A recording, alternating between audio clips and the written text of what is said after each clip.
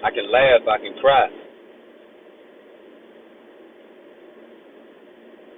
Canelo is a human and he's getting older, and by physiology, that lets me know that, you know, certain body types and certain type of genetics would deteriorate faster because people say that Crawford is older. But you know black don't crack. Step back. Watch out now. And, you know, we got videos of guys that's in their 60s that look still like they're in their 30s or 40s.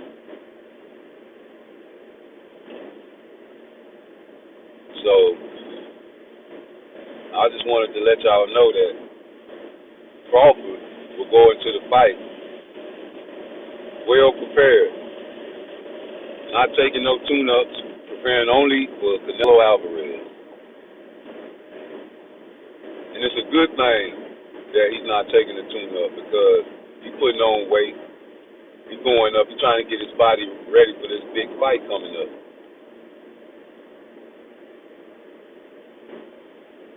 To save all that punishment and endurance for the fight. This is what he do anyway. He don't fight 2-3 times a year anyway.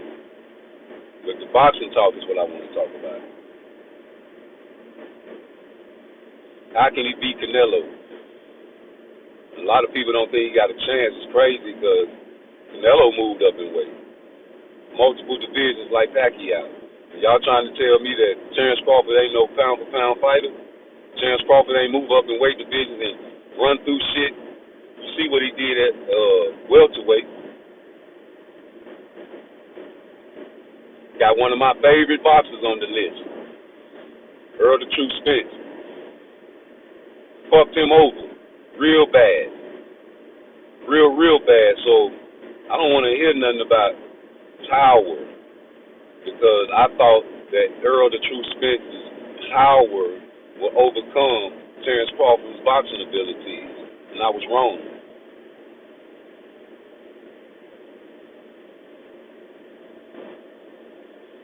I thought that southpaw to southpaw, Terrence Crawford would lose that battle. I was wrong. So what I was saying is, Canelo Alvarez, after I started out, he's getting older, he's going down.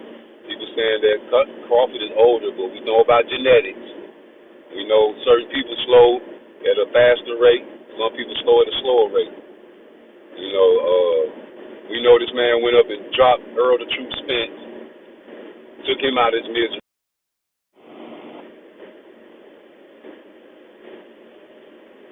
And once he did that, he made me a believer, right? So once I started believing, I started looking at his boxing ability. Then I started seeing, like, yo, this nigga's a student of the craft.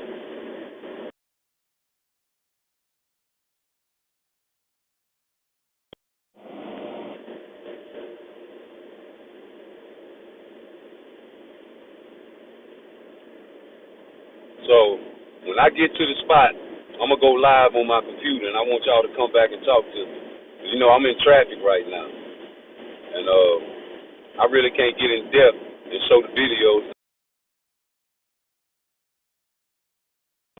But once I do, man, you know what time it is, man. I'm going to break it all the way down in depth. A lot of these channels, man, going off feelings and emotions. Like, they thinking I'm supposed to pick Crawford because he in there in the camp with Shakur. You know, they going back and forth, you know, sharpening sword, iron sharpen iron, you know.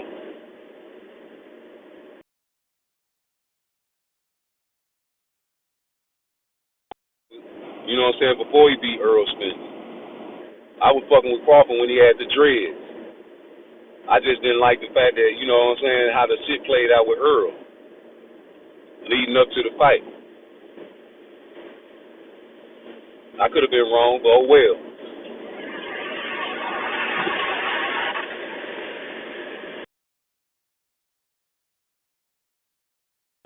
We gonna see though, because we got a fight with Canelo coming up.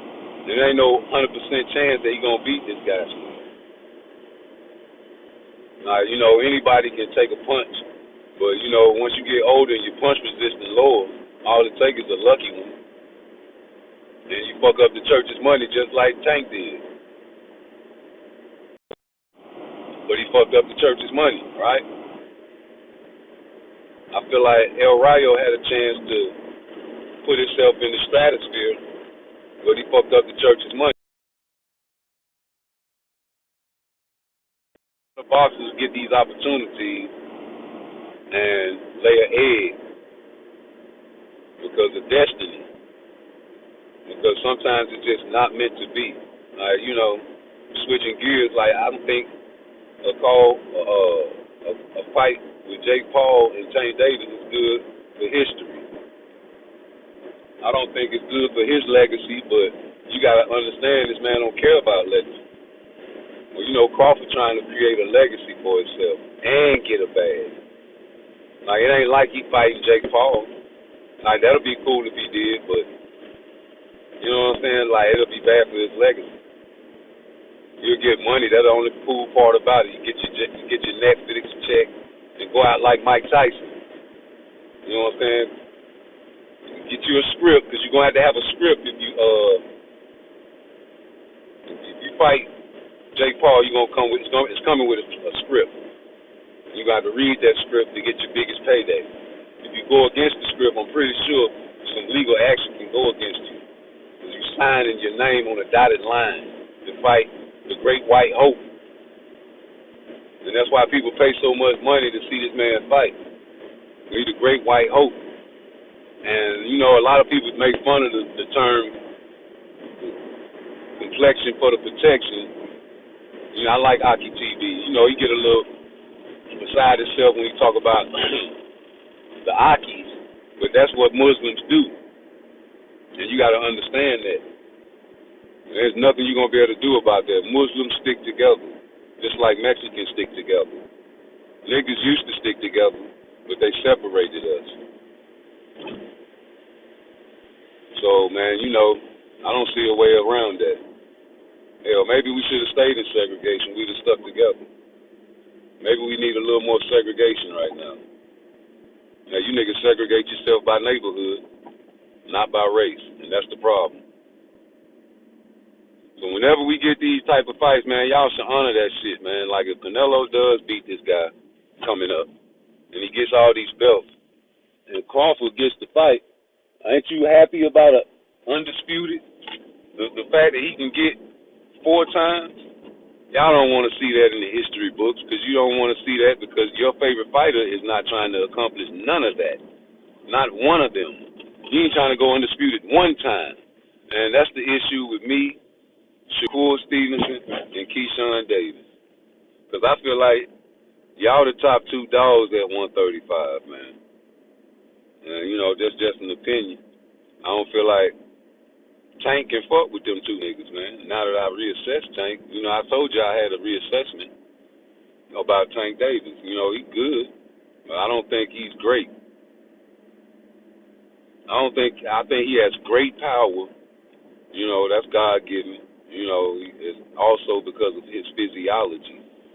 He's short, centered of gravity, and he's strong. His core is very strong. And he's been learning, getting tutelage from the best of the best.